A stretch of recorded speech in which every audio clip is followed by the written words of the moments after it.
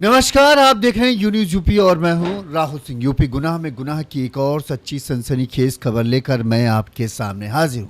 हमारी ये जो खबर है ये एक बार फिर से पति पत्नी और वो के चक्कर में हुआ एक दिल दहला देने वाले हत्याकांड से जुड़ी हुई है। इस खबर को आप देखेंगे तो आप हैरान रह जाएंगे कि एक औरत को समझना वाकई में कितना मुश्किल है। ये खबर जो है यूपी के फतेहपुर जिले की है। हम आपको बता दें ये खबर जो है फतेहपुर से जुड़ी हुई है, यूपी के हमीरपुर जिले से जुड़ी हुई है और यूपी के फिर कानपुर जिले, यानी 3 जिलों से ये खबर जुड़ती है।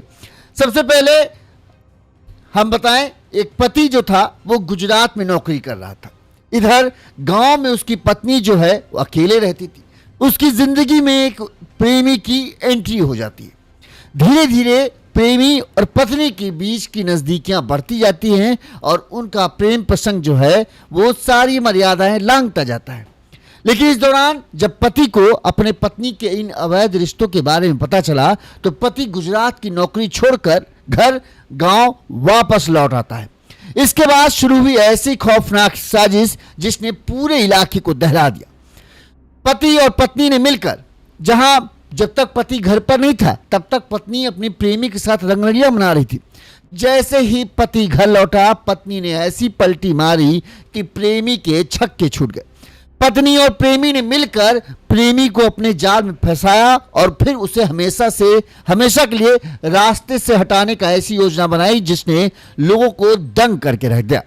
योजना के तहत पत्नी ने प्रेमी को बड़े ही प्यार से मिलने के लिए, प्यार दुलार करने के लिए अपने घर पर बहाने से बुला लिया। अब प्रेमी उसे लगा जिस तरह से वो पहले प्यार करती थी अभी भी वो उसी तरह उसे प्यार करेगी। लेकिन उसे ये नहीं पता था कि जिस प्रेमिका को वो अपना सब कुछ मानता है अब वो प्रेमिका उसकी नहीं है, वो अपने पति के साथ मिल चुकी है। कहते हैं प्रेमी अपने शादीशुदा प्रेमिका से मिलने उसके घर पहुंचा। यहां पर पति घात लगाए बैठा था। जैसे ही प्रेमी पत्नी के आगोश में यानी उसे गले लगाने के लिए आगे बढ़ता है, प्रेमी ने लकड़ी के एक जोरदार बल्ली से कहे उसके सिर पर वार किया और फिर उसे तब तक मारता रहा जब तक कि वो ढेर नहीं हो गया।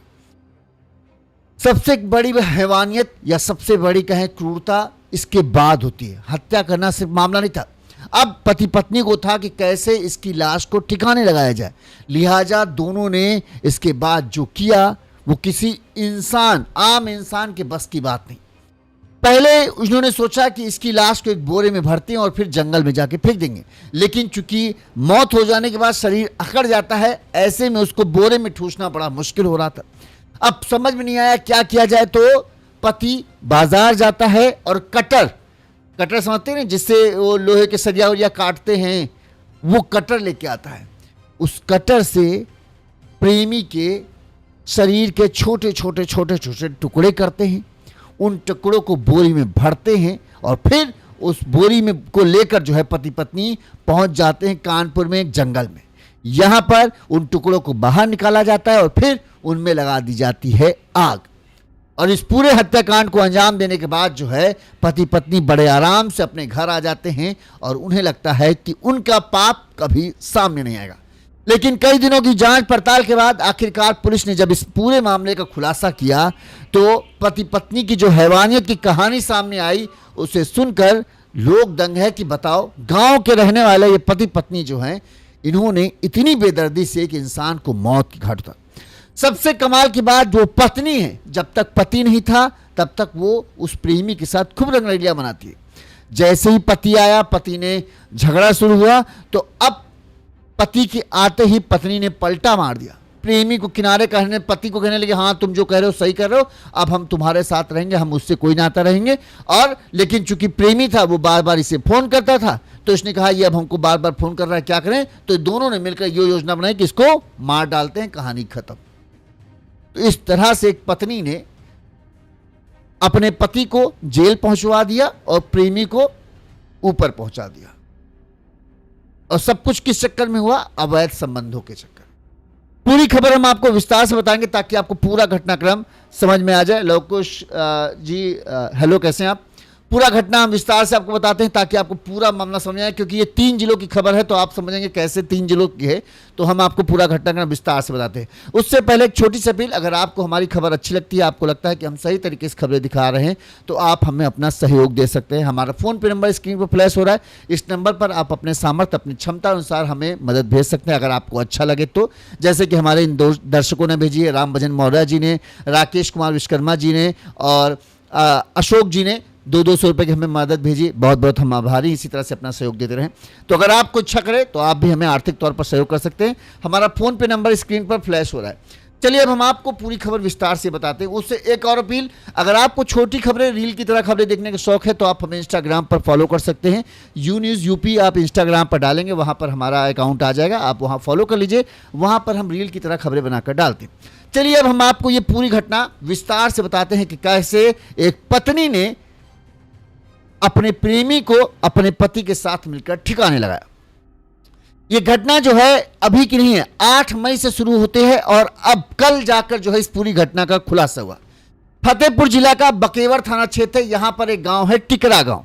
इस गांव का रहने वाला था 20 साल का विजय निषाद। विजय निषाद जो है, अब 20 साल का समझते हैं, एकदम जवान लड़का, और कहें नई नई प्रेमिकाओं का शौक उसको रहता था। प्राइवेट नौकरी करता था, जो कमाता था अपने ऊपर ऐशो आराम में बड़ा मस्त खर्चा करता था और अपने घर वालों का भी हाथ बटाता था। तो 20 साल का विजय निषाद जो है ये प्राइवेट नौकरी करता था और अक्सर जो है ये काम के सिलसिले में हमीरपुर आना जाना, इसका यूपी का हमीरपुर जिला जो है वहाँ इसका आना जाना होता था। अब हमीरपुर जिले में जिस गांव में ये आता जाता था काम सिलसिले में, हमीरपुर का रहने वाला जो था एक कामता प्रसाद करके था, वो जो है गुजरात में नौकरी करता था। जो हमीरपुर जिले का मनकी गांव था, ठीक है, मनकी गांव में जो है कामता प्रसाद का घर था। यहां पर कामता प्रसाद और उसकी पत्नी जो है किरण रहते हुए, लेकिन काम के सिलसिले में जो कामता प्रसाद है गुजरात में पिछले 1-2 साल से नौकरी कर रहा था। अब गांव में जो उसकी पत्नी किरण देवी थी, अब किसी काम के सिलसिले में जो फतेहपुर का विजय निषाद था वो उस मनकी गांव पहुंचता है 1 साल पहले। यहां पर पता नहीं कैसे उसकी मुलाकात जो है किरण से हो जाती है।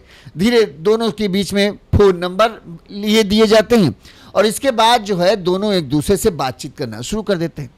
बेचारे कामता प्रसाद गुजरात में नौकरी कर रहे हैं कि ज़्यादा पैसा कमा के लाएं तो पत्नी के ऐशो आराम का सब कुछ ख्याल रखा जाए, सब बढ़िया हो, और यहाँ पत्नी उनके पीठ पीछे अपने प्रेमी के साथ जो है पींगे बढ़ाती जा रही थी प्यार की। अब धीरे धीरे दोनों के बीच प्यार इस कदर बढ़ता चला गया कि फिर कोई, जब पति घर पर था ही नहीं, ना ही कोई रोकने वाला ना ही कोई टोकने वाला, तो हमीरपुर जो है मनकी गांव में अक्सर जो है विजय का आना जाना बढ़ गया। धीरे धीरे दोनों की नज़दीकियाँ इस तरह से बढ़ गई कि जो सारी मर्यादाएं होती हैं, जो सारे पर्दे होते हैं, वो सब टूटते चले गए। अब मतलब एक तरीके से एक पति गुजरात में था तो दूसरा जो प्रेमी था वो पति की ही तरह ही बन गया था विजय, और उसका खूब आना जाना घर में था। यहाँ तक कि बताते हैं कि विजय के मोबाइल में किरण के साथ उसकी कुछ आपत्तिजनक वीडियो और फोटो भी उसके साथ थे। अब इस बात की खबर जो है गुजरात में लोगों से जो है, गांव के लोग जानते हैं खाली फोकट बैठे हैं तो उनकी नज़र तो सब पर रहती, कौन क्या कर रहा है। तो इस दौरान जो है कुछ लोगों ने कामता प्रसाद के पास फ़ोन किया कि भैया तुम वहाँ ड्यूटी कर जाओगे, यहाँ तुम्हारी कोई मेहरारू को भगा ले जाएगा। तो उसने पूछा क्या मामला है, तो उसने बताया कि भैया एक लड़का 1 साल पहले यहाँ काम के सिलसिले में आया था, उसका तुम्हारी पत्नी के साथ कुछ चक्कर चल रहा है और बीच बीच में वो अक्सर तुम्हारे घर आता जाता रहता है, तुम वहाँ ड्यूटी करते रहो, यहाँ तुम्हारा घर जा रहा है। अब जैसे ही कामता प्रसाद की ये बात पता चली, लिहाजा वो जो है तुरंत ही अपने घर यहाँ पर वापस आ गया, नौकरी वोकरी छोड़कर आ गया। अब जब पति पत्नी को, जाहिर सी बात है पति को ये पता चला तो पति पत्नी के बीच में झगड़ा हुआ और झगड़ा बहुत ज़्यादा हुआ। इसके बाद पता नहीं क्या मामला सुलटा, फिर हम वो आखिरी में आपको बताएंगे। 8 मई को जो है विजय को जो किरण थी उसने अपने पास फ़ोन करके मिलने के लिए बुलाया कि आप बहुत दिन हो गए तुमसे मुलाकात नहीं हुई, जरा आज मिलने आ जाओ हमारे घर। विजय ने अपने घर में कहा कि वो हमीरपुर जा रहा है काम के सिलसिले में। उसने ये नहीं बताया कि वो अपनी प्रेमिका से मिलने जा रहा है, उसने ये बताया कि मैं काम के सिलसिले में जो है हमीरपुर जा रहा हूँ। इसके बाद वो घर से गया 8 तारीख की सुबह, उसके बाद वो घर लौटा नहीं। अब परिजन खोजबीन करते रहे, अक्सर काम के सिलसिले में 1-2 दिन कई बार ये बाहर रहता था, तो लोगों को लगा कि आ जाएगा एक दिन हो गया, 2 दिन हो गया। इस दौरान जब इसके फ़ोन में फ़ोन करे तो इसका फ़ोन जो है स्विच ऑफ है। अब परिजनों को चिंता होने लगी कि आखिर ऐसा क्या मामला होगा कि एकदम से इसने न फ़ोन भी स्विच ऑफ है, ना ही ये फ़ोन कर रहा है, तो क्या कहीं कुछ हो तो नहीं गया। लिहाजा परिजन जो है 10 तारीख को इन्होंने जाके जो बकेवर थाना क्षेत्र था, उस बकेवर थाना में जाके शिकायत दर्ज कराई कि हमारे घर का ये 20 साल का लड़का था, ये हमीरपुर काम करने की बात कहकर गया लेकिन लौटा नहीं। अब बकेवर पुलिस ने इस मामले की जांच पड़ताल शुरू की तो हमीरपुर जिले के कुरारा थाना क्षेत्र के मनकी गांव है। पुलिस को यह पता चला कि जब भाई पुलिस अब क्या करती है, सबसे पहले पुलिस ने फोटो ले ली, विजय का फ़ोन नंबर लिया, विजय के फ़ोन नंबर की कॉल डिटेल निकाली, इसके अलावा विजय के नंबर का सर्विलांस फीड आया तो उसकी लोकेशन कहाँ का आई, तो ये सब जांच पड़ताल शुरू की। तो ये पता चला कि विजय के फ़ोन से कई बार जो है ये जो कुरारा थाना क्षेत्र हमीरपुर जिले का लगता है, यहाँ पर मनकी गांव है, इस मनकी गांव में कोई कामता प्रसाद हैं, उनके यहाँ पर जो है इसके बार बार कॉल किए गए हैं। ठीक, दूसरी बात, इसके मोबाइल की लोकेशन कभी हमीरपुर के वही गांव मनकी गांव में दिखाता, कभी कानपुर दिखा रहा था, अलग अलग जगहों पर इसकी लोकेशन दिखा रही थी। ऐसे में पुलिस को शक हुआ कि यह कामता प्रसाद से जुड़ा ही कोई मामला है। इसके बाद पुलिस टीम जो है ये कामता प्रसाद के घर सीधे पहुंचती है, पति पत्नी को पहले पूछताछ करती है तो पति पत्नी ने साफ मना कर दिया कि हमारा कोई लेना नहीं, हाँ बातचीत होती थी लेकिन कोई 8 तारीख को हमारे यहाँ आया हुआ है नहीं। इस दौरान जो है पुलिस के पास सारी रिकॉर्ड्स आ चुके थे। पुलिस ने जब थोड़ा सा पुलिस को इनके ऊपर ज़्यादा शक हुआ तो पुलिस ने इनसे उठाया और इनसे सख्ती से पूछताछ करना शुरू किया, जिसके बाद जो है पुलिस को पूछताछ के दौरान और गांव वालों से भी पूछताछ किया तो पुलिस को ये पता चल गया कि जो कामता प्रसाद की पत्नी है किरण, उसका जो है विजय के साथ पिछले 8 महीनों से प्रेम प्रसंग चल रहा था। पति को इसकी जानकारी हुई तो पति अभी कुछ ही महीनों पहले जो है वो गुजरात से नौकरी छोड़कर आ गया। पत्नी के इस अवैध संबंधों के चलते पति पत्नी के बीच में विवाद होता था। इसी दौरान अब जब विवाद हुआ तो पति पत्नी ने यह फैसला लिया कि इस झगड़े का निपटारे करने का एक ही तरीका है कि विजय को हमेशा के लिए खत्म कर दिया जाए। जब मुसीबत झगड़े की जड़ ही नहीं रहेगी तो झगड़ा भी पति पत्नी के बीच नहीं होगा। लिहाजा पति पत्नी एक तरफ हो गए और फंस गया अकेला प्रेमी। और इस प्रेमी को ठिकाने लगाने के लिए 8 तारीख को प्रेम का ऐसा जाल पत्नी किरण ने बुना जिसमें प्रेमी विजय फंस गया और फिर उसकी तड़प तड़प कर मौत हुई। किरण ने पुलिस को बताया कि 8 मई को हमने फोन करके उसे अपने घर बुलाया। शाम को जो है चूंकि ये था कि रात में आना नहीं तो कोई देख लेगा, तो प्रेमी जब पहुंचता है घर तो पहले से ही घर के अंदर मौजूद पति पूरी तैयारी के साथ बैठा था, छुप कर बैठा था। विजय को इस बात का अंदाजा नहीं था कि उसका पति भी घर में मौजूद है। विजय तो अपना कि आज तो मौज हो जाएगी, आज रात बढ़िया शानदार प्यार भरी गुजरेगी, और इस अंदाज में वो पहुंचे हुए थे। जैसे ही पत्नी ये विजय घर के अंदर पहुंचता है, किरण जो है विजय को अपनी बातों में लगाती है और प्यारी प्यारी बातें करती है और विजय उसकी बातों में पूरी तरीके से मगन हो जाता है।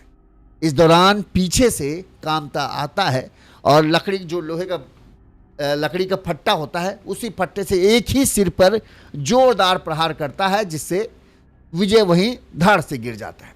इसके बाद फिर कामता प्रसाद के हाथ रुकते नहीं, उसी लकड़ी के बल्ली से वो विजय के सिर पर ताबड़तोड़ तब तक मारता है जब तक कि उसका पूरा सिर भरता नहीं हो जाता और उसकी आखिरी सांस भी बंद नहीं हो जाती। इस बेदर्दी से मारा था कि उनको विजय को चीखने तक का मौका नहीं मिला कि आस पड़ोस को कुछ भनक भी लग पाए।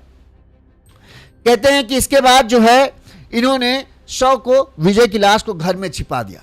बाद में इनको यह हुआ कि कब तक छिपाएंगे, आज अभी 1-2 दिन कुछ गर्मी है, अभी 6-7 घंटे गुजरेंगे नहीं कि लाश की बदबू आने लगेगी, तो फिर इसको छुपाना मुश्किल हो जाएगा। लिहाजा अब इन्होंने शव को ठिकाने लगाने की कोशिश की। अब शव को ठिकाने लगाने के लिए इन्होंने क्या किया कि शव को बोरी में भरा, सोचा बोरी में भरते हैं, फिर रात के अंधेरे में ही 3-4 बजे जब ज़्यादातर लोग गहरी नींद में होते तब इसे कहीं ले जाकर फेंक देंगे। अब लेकिन लाश अकड़ चुकी थी, अब उसको बोरी में भरे तो एक 5.5 फुट के ऊपर का आदमी कैसे बोरी में आसानी से जाए, तो अब इन्हें समझ में नहीं आ रहा था क्या करें। लिहाजा अब किसी तरह से उन्होंने उस रात तो लाश को रखा रहा। अगले दिन तड़के ही जो है जो कामता था पति, वो बाजार जाता है। बाजार से ग्राइंडर मशीन, कटर जैसे बोलते हैं, आप देखते हो कि सरिया के काटने के लिए होता है, लोहे गोल सा बड़ा चक्कर लगाता है, जैसे ही बटन दबाओ चाहे सरिया हो लकड़ी हो फट से काट देता है। उस कटर मशीन को लेकर जो है वो आ जाता है। अब फिर ये लोग इंतज़ार करते हैं थोड़ा सा मामला लोग अपने अपने घरों में सो हो जाए। इसके बाद उस लाश को निकालते हैं। फिर शुरू होता है हैवानियत का खूनी खेल। मतलब एक आदमी की लाश के टुकड़े कर रहा होता है। कामता जो विजय के लाश के टुकड़े बनाता है, छोटे छोटे टुकड़े, ताकि उसको बोरियों में भरा जाए, और वहां पर उसकी पत्नी किरण भी उसका साथ दे रही हो। देखो, कहते हैं एक मां दया की, एक औरत जो होती है दया की मूर्ति कहा जाता है, लेकिन ये एक ऐसी औरत थी जिसके दिल में दया नहीं आई थी। एक आदमी के टुकड़े अपने हाथों से होकर आ रही थी। विजय के छोटे छोटे टुकड़े किए जाते हैं, हाथ पैर अलग काटे जाते हैं, कम से कम 8-10 टुकड़े बना लेते हैं ताकि बोरे में आसानी से भरा जाए। इसके बाद दोनों पति पत्नी लाश उस टुकड़ों को बोरे में भरते हैं। बोरे भरने के बाद होता है कि अब इसे ठिकाने इतनी दूर लगाया जाए ताकि अगर किसी को इसके टुकड़े बाई चांस मिल भी जाए तब भी वो हम तक ना पहुंच पाए। पूरी तरीके से पहचान मिटाने का पूरा इनका मतलब है कि इसकी पहचान मिटा देंगे, कोई हमें ढूंढ ना पाए। अब फतेहपुर से 70 किलोमीटर लगता है हमीरपुर करीब। विजय जो था फतेहपुर से हमीरपुर आया। हमीरपुर में विजय की हत्या हुई। फिर हमीरपुर से कानपुर जो 70 से 75 किलोमीटर की दूरी है, ये दोनों विजय के लाश के टुकड़ों को एक बोरे में भरते हैं, बाइक में रखते हैं, और ये दोनों उसके टुकड़ों को लेकर आ जाते हैं कानपुर जिले में। यहाँ पर रेवना थाना क्षेत्र है और यहाँ पर तरायपुर गुरैया जंगल है, घना जंगल है। इस जंगल में लाते हैं। यहाँ पर अपने साथ वो पेट्रोल भी लेकर आते हैं। फिर क्या करते हैं कि उन टुकड़ों को बोरी से निकालते हैं और पेट्रोल छिड़क कर आग लगा देते हैं। कुछ देर उन टुकड़ों को जलते हुए वहीं देखते हैं। इसके बाद इन लोगों ने विजय का mobile, pan card, ATM card, जूते, चश्मे सब को नष्ट कर दिया और अपने खेत में जगह जगह जाकर गाड़ दिया ताकि किसी को वो टुकड़े मिल ना सके। एक तरीके से उन्होंने विजय की पूरी तरह से पहचान छुपा दी।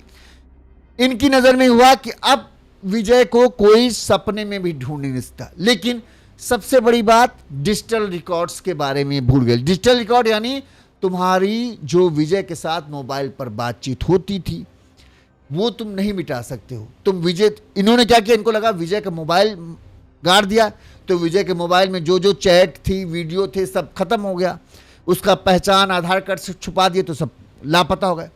लेकिन ये नहीं इन्होंने सोचा कि तुम्हारी पत्नी जो विजय से घंटों घंटों बातचीत करती थी, इसके रिकॉर्ड्स तो मोबाइल कंपनी में होंगे ही।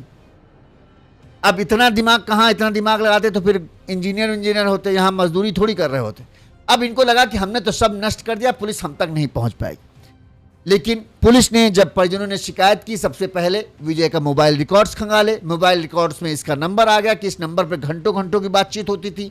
पुलिस वहां पहुंचती है, आस पड़ोस के लोगों से पूछती है तो सारा कच्चा चिट्ठा जो है इनका सामने आ जाता है। अब पुलिस ने इनकी निशानदेही पर वो लाश के जो जले हुए टुकड़े थे वो बरामद कर लिए हैं। इसके अलावा जो सामान इन्होंने छुपाया था वो सब भी बरामद कर लिया है। जिस लकड़ी के चौखट से इसे मारा गया था उसे पुलिस ने जब्त कर लिया, और वो ग्राइंडर मशीन जिसके इसके टुकड़े किए थे उसको भी बरामद कर लिया है। इस मामले में पुलिस अधिकारी ने क्या कहा वो सुनिए। जी, 8 मई को थाना बकेवर में एक लड़का है विजय निषाद, ये वहाँ से अपने घर से निकलता है और कुछ दिनों तक जब वापस नहीं लौटता तो 11 तारीख को इसके परिजन आके थाने पर सूचना देते हैं और गुमशुदगी दर्ज करवाते हैं। जब गुमशुदगी की जांच हो रही होती है तो इसके घर वालों के द्वारा ये भी आशंका जाहिर की जाती है कि इसके फ़ोन रिकॉर्ड को ज़रूर चेक किया जाए। हो सकता है कि किसी महिला या किसी पुरुष के संपर्क में रहा हो और उसने इसको बुलाकर इसके साथ कुछ अप्रिय घटना कारित कर दी है। इसके फ़ोन रिकॉर्ड बड़ी डिटेल में चेक करे जाते हैं। डिटेल चेक करने के बाद ये बात निकलती है कि हमीरपुर में एक महिला है जिसके साथ इसकी बहुत लंबी लंबी बातें थी, और ये इस कंफ्यूजन में आ जाता है कि इस महिला के साथ संबंध रहे हैं। और जो उसके मोबाइल की लोकेशन है वो भी अलग अलग जगह पाई जाती है। मोबाइल की लोकेशन के आधार पे घाटमपुर, कानपुर में इसकी बाइक भी बरामद होती है। ये सब सारे फैक्ट जब इसके घर वालों को बताए जाते हैं तो इसके घर वालों के द्वारा ये थाने पर आके तहरीर दी जाती है जिसमें इनके द्वारा बताया जाता है कि एक महिला और इसका पति जो हमीरपुर के रहने वाले हैं, इनका नाम कामता और किरण देवी है, इन दोनों के ही बुलाने पर ये वहाँ पर हमीरपुर गया है और इसकी हत्या करके इसकी लाश को कहीं छिपा दिया गया है। मुकदमा पंजीकृत होते ही जैसे ही इसमें विवेचना होती है तो दोनों अभियुक्तों को बुला के कड़ाई से पूछताछ की जाती है। पूछताछ करने के बाद ये सारे तथ्य निकल के आते हैं कि 8 तारीख को ये जब अपने घर से निकला है 8 मई को, तो इनके घर पे पहुंचा है दोपहर पे जब घर पहुंचने के बाद पहले से ही पति और पत्नी ये प्लानिंग कर चुके थे कि आज इसको बुलाएंगे और इसकी हत्या कर देंगे। हत्या करने के बाद जो इसका पति है वो इसकी बाइक को एक जगह ठिकाने लगाता है और इसकी डेड बॉडी और उसके मोबाइल को एक तीसरी जगह कानपुर में ही जो है जंगल स्थित है वहाँ पर जाकर इसकी बॉडी को वहाँ पर जलाकर एक तरीके से उसको छुपाने की कोशिश करता है बोरे में डालकर। तो ये सारी जब उसके द्वारा घटनाक्रम कबूली जाती है तो परिजनों के साथ, जो इसमें मृतक है उसके परिजनों के साथ संबंधित घटनास्थलों पर जाया जाता है। जहाँ पे उसकी बॉडी मिलती है वहाँ पर उसकी घटना के जो परिजन है उनसे बाकी जो सामान वहाँ पर मिला है, उसका जो कपड़े मिले हैं, जूते मिले हैं, उनके आधार पे उनकी शिनाख्त करवाई जाती है। तो उसके परिजनों द्वारा माना जाता है कि उसी के बेटे का जो वहाँ पे नरकंकाल है उसी के बेटे का है और उसमें जो डिटेल जो कंक्लूजन निकलेगा वो उसके डीएनए से प्राप्त हो जाएगा, जिसके लिए डीएनए के लिए उसकी टेस्टिंग के लिए भेज दिया जाएगा। तो इस तरह पूरे घटनाक्रम का अनावरण किया जाता है। मूल रूप से इसमें विवाद यही था कि जो ये महिला थी उसके साथ इसके प्रेम संबंध रहे हैं, क्योंकि आज से 4 महीने पहले तक इसका जो पति था, जो इसमें मुख्य अभियुक्त से काम था, वो सूरत में काम करता था और तभी इन लोगों के संबंध बने। उसके बाद जब ये सूरत से वापस आया तो इस लड़के ने काफ़ी बार प्रयास किया कि लड़की है महिला उससे मिलने आए, लेकिन वो मिलने नहीं आती थी। फिर पति पत्नी ने मिलकर डिसाइड किया कि जब भी इसको बुलाया जाएगा और उसकी हत्या करके उसको वहाँ से एलिमिनेट कर दिया जाएगा। हत्या के लिए यूट्यूब वीडियो देखने की बात सामने आ रही कुछ इसमें जब हमने इनसे डिटेल इंटरोगेशन करी थी तो डिटेल इंटरोगेशन में इनके मोबाइल चेक हुए थे। तो मोबाइल पहले तो इनके द्वारा एडमिट नहीं किया गया और कन्फेस नहीं किया गया कि इनके द्वारा क्या घटना करी गई, लेकिन इनकी जब मोबाइल हिस्ट्री चेक करी गई तो उसमें दोनों ही पति पत्नी के मोबाइल में कि 302 जब लिखा जाता है तो क्या जेल में किस तरह की स्थिति होती है, अपराधियों के साथ कैसा बर्ताव किया जाता है पुलिस के द्वारा, या फांसी की सजा कैसे माफ कराई जाती है, या महिला अगर अभियुक्त होती है तो वो उसको फांसी दी जा सकती है या नहीं दी जा सकती, इस तरह की यूट्यूब हिस्ट्री चेक करी थी। तो जिससे और हमारा जो विश्वास है वो इस बात पे बना कि इनके द्वारा ये घटना कारित की जा सकती है। पुलिस ने इस केस को सुलझाया कैसे, इसके बारे में पुलिस ने बताया कि हमने जो है जब ये बकेवर थाने में पुलिस विजय के लापता होने की सूचना आई तो हमने सबसे पहले विजय निषाद के फ़ोन को ट्रेस किया। उसकी लोकेशन बार बार बदल रही थी। विजय की कॉल डिटेल निकाली गई तो उसमें महिला किरण और विजय के बीच बातचीत का रिकॉर्ड मिले। पुलिस ने किरण को फ़ोन किया तो वो घबरा गई और उसने फ़ोन काट दिया, जिसके बाद पुलिस को उसके ऊपर शक हो गया। पुलिस शक के आधार पर किरण के घर पहुंची और पति पत्नी को हिरासत में लेकर जब उनसे पूछताछ की तो सारा सच सामने आ गया।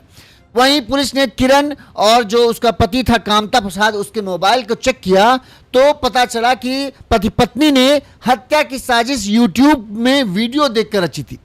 पूछताछ में दोनों ने बताया कि यूट्यूब और इंटरनेट के जरिए उन्होंने ये पता करने की कोशिश की कि अगर किसी की हत्या की जाती है तो किस तरह से सबूत जो है मिटाए जाते हैं, किस तरह किन बातों का ध्यान रखना चाहिए। इसके अलावा अगर वो जब पकड़े जाएंगे तो हत्या के मामले में कितने साल की सजा हो सकती है, अगर पत्नी इस मामले में महिला अगर हत्या करती है तो उसको क्या सजा होगी, जेल का जीवन कैसा होगा, ये सब चीजें जो है इन्होंने यूट्यूब में पहले से ही सर्च कर रखी थी। एक तरीके से कहें इन्होंने इस बात का अंदाजा था कि इस हत्याकांड के बाद शायद वो अगर फंस जाएंगे तो उन्हें आगे क्या करना है, लिहाजा उन्होंने इस चीज की तैयारी यूट्यूब वीडियो देख कर और सोशल मीडिया गूगल पर सर्च करके ये देख लिया था कि आखिर इस पूरे हत्याकांड के बाद उनके साथ क्या क्या हो सकता है। वहीं पुलिस ने जब किरण से पूछताछ किया तो उनका कहना था कि जो है विजय जो है उनके जहां हमीरपुर में ये रहते थे, इनके पड़ोस में ही विजय की एक रिश्तेदारी थी। उस रिश्तेदारी में विजय बीच 1 साल पहले आया, यहाँ पर जो है गांव आता जाता था। चूंकि मेरा पति घर नहीं था, इस दौरान जो है हमारे बीच बातचीत हल्का फुल्की हुई और धीरे धीरे जो है मोबाइल पर हमारी बातचीत होने लगी और हमारी बात जो कहें प्रेम प्रसंग वो लगातार बढ़ता चला गया। इस दौरान जो है विजय ने कहते हैं कि उसके किरण के कुछ वीडियो और आपत्तिजनक फोटो जो हैं नग्न अवस्था वाली वो बना लिए थे। कहते हैं कि इस बात की जानकारी जब पति कामता को लगी तो उसके और पत्नी किरण के बीच में अक्सर झगड़ा होने लगा। तंग आकर उसके जो है किरण को लगा कि अब एक को तो चुनना ही पड़ेगा। लिहाजा किरण ने यह फैसला किया कि जो तुम पति कह रहा है वो सही है। अब वो अपने प्रेमी से जो है छुटकारा करेगी, अब उससे बात नहीं करेगी। तो किरण ने अपने प्रेमी विजय से बात करना बंद कर दिया। लेकिन कहते हैं कि विजय ने जो है लगातार इसको फोन करता था। अब जब ये फोन नहीं उठाती तो ये अपने रिश्तेदार के घर फोन कर देता था, और जब बार बार फोन आने लगे तो कामता भी इस चीज से चिढ़ गया कि तुम देखो कह रही हो हम इससे पीछे नहीं छुड़ाएंगे, लेकिन तुम्हारे पास लगातार इसके फोन आ रहे हैं। अब इस बात से जो है कामता विजय जो किरण जो थी वो परेशान हो चुकी। अच्छा, किरण की मजबूरी क्या थी कि उसको विजय से बात करने पड़ता था। दरअसल कहते हैं कि विजय के पास जो फोटो थी उनकी वजह से जो है किरण को ना चाहते हुए भी उससे बात करनी पड़ती थी। बताया जा रहा है कि जो हाँ असल में जब पति जो कामता है उसे अपनी पत्नी का जो अभी तक लोगों से सूचना मिली तब तक उसने यकीन नहीं किया, लेकिन उसने फेसबुक पर कुछ ऐसी मतलब सोशल मीडिया पर कुछ ऐसी तस्वीरें अपनी पत्नी की देखी जिसके बाद उसे यकीन हो गया था। अब ये हुआ कैसे? कहते हैं कुछ महीने पहले जो है विजय और किरण के बीच कुछ अनबन हुई। उसकी अनबन की वजह यह थी कि विजय को शक हो गया कि जो किरण है उसका किसी तीसरे युवक से भी प्रेम प्रसंग चल रहा है। यानी एक पति गुजरात में है, एक प्रेमी फतेहपुर में है, और फतेहपुर प्रेमी को शक हो गया कि इसका किसी और के साथ भी चक्कर चल रहा है। इस शक में आकर जो है उसने जो है कुछ किरण की आपत्तिजनक फोटो जो हैं उन्हें इंटरनेट पे डाल दिया, और ये भी तस्वीरें जो थी वो गुजरात में रह रहे उसके पति कामता ने देख लिया, जिसके बाद उसे यकीन हो गया कि उसका पत्नी का किसी के साथ चक्कर है।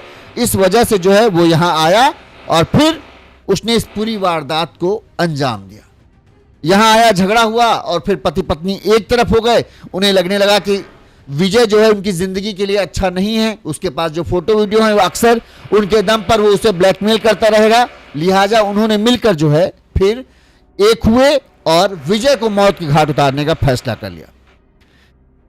तो इस तरह से एक प्रेमी जिन्हें लगा कि शादीशुदा प्रेमिका है वो उससे उनसे ज़्यादा प्यार करती है, अपने पति को धोखा दे रही, तो लिहाजा वो हमेशा उसकी रहेगी। लेकिन समझ में नहीं आया कि पति पत्नी कब एक हो गए, और बेचारा जो प्रेमी था वो प्रेमिका के जाल में ऐसा फंसा कि मीठी मीठी बातें करके शादीशुदा प्रेमिका ने उसे अपने घर बुलाया। प्रेमी को यह अंदाजा नहीं था कि घर में मौत इंतजार कर रही है। पति पहले से तैयारी बना चुका है। जब ये पहुंचते हैं कि आज तो रात बड़ी रंगीन गुजरेगी, तब पति ने ऐसा सर पे फट्टा मारा कि सारे दिन में ही तारे उनको दिखना शुरू हो गए। और इसके बाद तो जो हैवानियत की गई है पति पत्नी ने, कटर से टुकड़े टुकड़े किए और उसके बाद उसकी लाश को जाकर ठिकाने लगा दिए। अब परिजनों को जो विजय के घर वाले हैं, माँ बाप हैं, उन्हें अपने बेटे के टुकड़े मिले हैं समझो, और कुछ नहीं मिल पाया। तो यही होता है, अवैध संबंधों का अंजाम हमेशा खौफनाक होता है। और इस सब का सबसे बड़ा कारण है ये किरण। अब इस किरण ने देखो कितना बर्बादी की, प्रेमी को मरवा डाला। पति जो अच्छा खासा गुजरात में रहकर प्राइवेट नौकरी कर रहा था, अपना काम धाम कर रहा था, शरीफ इंसान की जिंदगी गुजार रहा था, उसको भी हत्यारा बना डाला, और अब खुद भी जेल गई, उस पति को भी जेल लेके चली गई। और जो प्रेमी था उसको इस बात का शक था कि इसका किसी और से भी संबंध है, प्रेम संबंध। तो जाहिर सी बात है अगर जांच पड़ताल की जाएगी हो सकता है कोई तीसरा प्रेमी भी इसका निकल आए, क्योंकि उसने इसी शक में जो है कि तुम हमको धोखा दे रही हो, तुम्हारी फोटो वीडियो हम वायरल कर देंगे तब तुम्हें पता चलेगा। और इसी शक की वजह से उसने इसकी फोटो जो है सोशल मीडिया पर डाली थी, और जिसके बाद पति को यकीन हो जाता है कि उसकी पत्नी धोखा दे रही है। और जब वो यहाँ पहुँचता है तो पत्नी को झड़कता है। पत्नी अब फिर पलटा मार जाती है कि हमारा पति को तो मामला गड़बड़ा जाए, कहीं ऐसा ना हो पति हमको जब दे। तो इसने खट से अपने पति की तरफ कि हाँ तुम जो कह रहे हो सही कर रहे हो, अब हम तुम्हारी ही बन के रहेंगे, और ये जो प्रेमी है इसको हम लोग रास्ते से हटा देते, नहीं तो इसके पास जो हमारी फोटो वीडियो हैं वो हमें बार बार धमका कर उनके जरिए ब्लैकमेल कर कर जो है हमारा जीना मुहाल कर देगा। तो उसके साथ पति के साथ मिल गई और फिर ये कांड कर दिया। एक तरीके से इस महिला ने कितनी जिंदगियां बर्बाद कर दी, 3 जिंदगियां। अपनी खुद की जिंदगी बर्बाद की अवैध संबंधों के चक्कर में, जिसमें कि आग के चलते में पति को जिंदगी बर्बाद कर दिया, उसको हत्यारा बना दिया, सलाखों के पीछे बता दिया और प्रेमी को तो मार ही डाला। इस खबर पर आपकी क्या राय है कमेंट करके जरूर बताइएगा। इसी तरह से गुनाह की तमाम सच्ची सटीक खबरें हम आपको दिखाते रहेंगे ताकि आपको पता चले कि अब जमाना बहुत खराब है। सावधान रहें, सतर्क रहें।